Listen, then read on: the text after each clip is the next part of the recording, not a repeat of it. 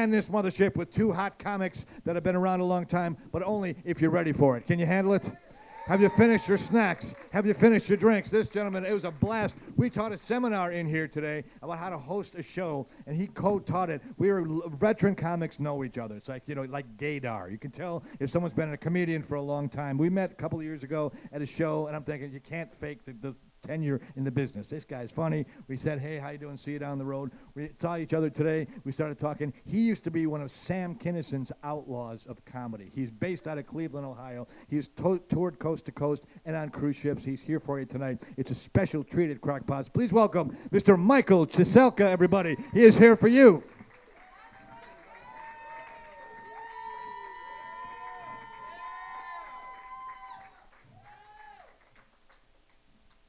Just be careful that Dick was vanilla until she coughed.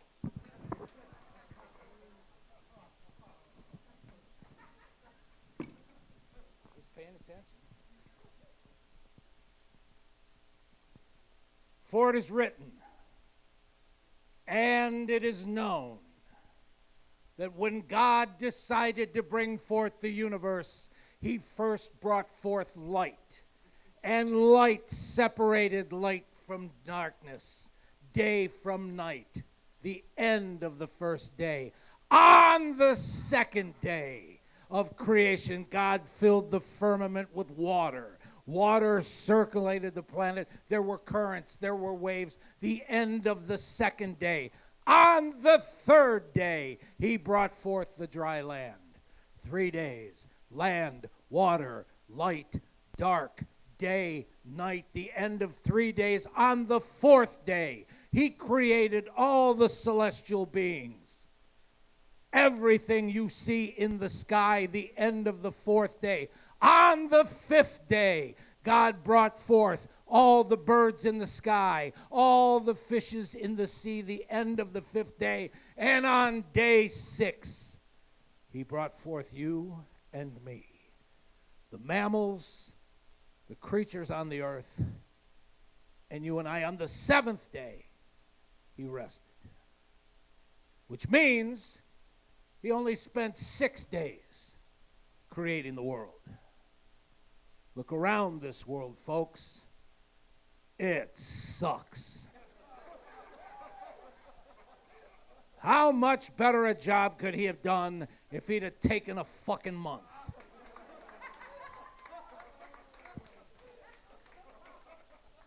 And for those of you that read the book, so do I.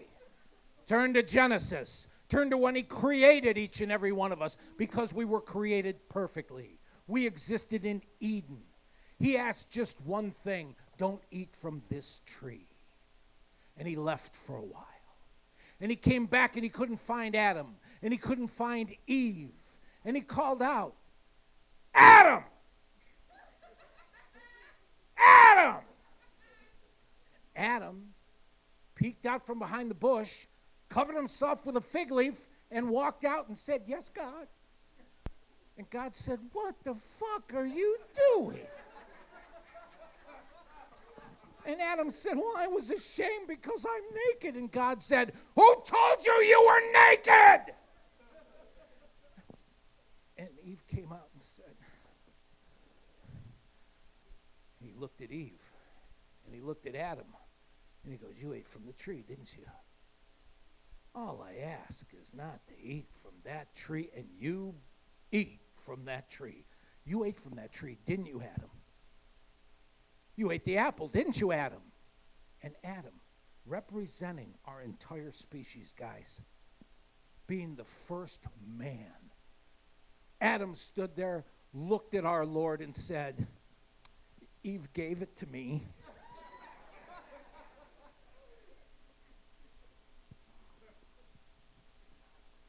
The whole rest of the Bible is backwards, too. It's in the Old Testament. Those people didn't know shit from apple butter. They walked around with camels. The storms in the desert, they couldn't find water. They had a hard time with shit to eat. And every time one of them got out of line, boom! He turned them to salt. He set them on fire. He destroyed whole cities. He parted the Red Sea. Then when everybody ran in, he went, ha, ha, ha, ha, and closed it up again. In the Old Testament, you did shit wrong. You got punished. The reason why the Bible's backwards is because in the New Testament, Jesus came back and he taught everybody how to live. Do unto others. The first commandment is love. Love thy neighbor as thyself. I tried. I waited till my neighbor went to work. I went over, knocked on the door. When his wife answered the door, I said, "Do you want me to masturbate you?"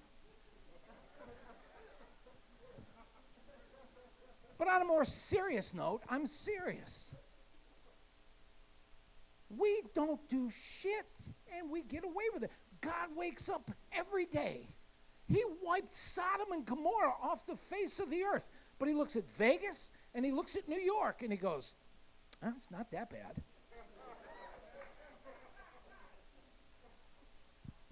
And we had all these centuries. You know, this is not 2026. For as long as we have been on this planet, this is like 75-26. So when you take a look at how fucked up, backwards, and stupid we are, and it's the natural course evolution, at this rate, we are not going to be nice, figure each other out, become friends, make sure that everybody is treated the same until the year 35,000,007. Which is why I want to talk to the guys for a while. We're never going to make it that far. And as men, we are in danger of becoming extinct. Forced into extinction because we live in a world where AI is right around the corner. They're not only going to take all the jobs, but if you Google humanoid robots, they all don't look like those stupid science things like, no. There are places in China where they are making silicon robots that are hotter, wetter, nastier than any man or woman walking around this planet. And they are fully functional. Google sex_bot.com and you see what you can buy for $8,000. And don't laugh, because the generation coming up doesn't know how to talk to each other. They don't communicate, they don't write. 70% of the boys on this planet have never asked a woman out in person. And they say that we need those sex bots because of the aging population and the declining birth rate. I understand the aging population. Some of the ways people are just like covered in ink. When they're 93 years old, only a robot will touch them. But then again, even though today, guys, you walk around and you're confident that you got way too much rocket for her meat pocket, when it comes to the declining birth rate, and they teach themselves, how long is it going to take a robot to realize all we got to do is break into this IVF facility, steal all the magic potion, and chase the women around? Now, right now, it's not a problem. She's going to tell you, we took vows, honey.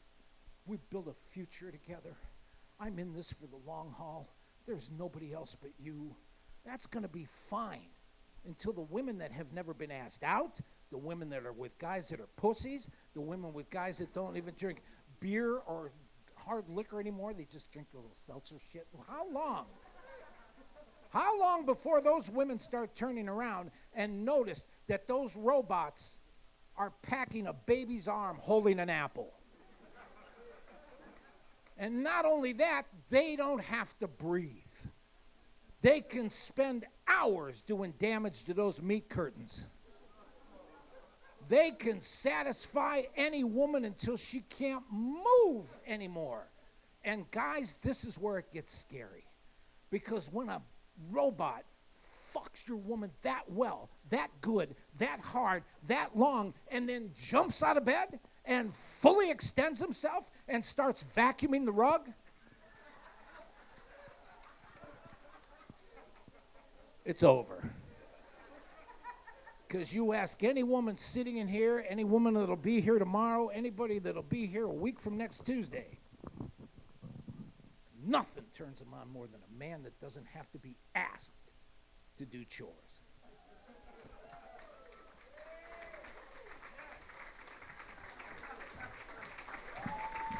Michael Cheselka, everybody.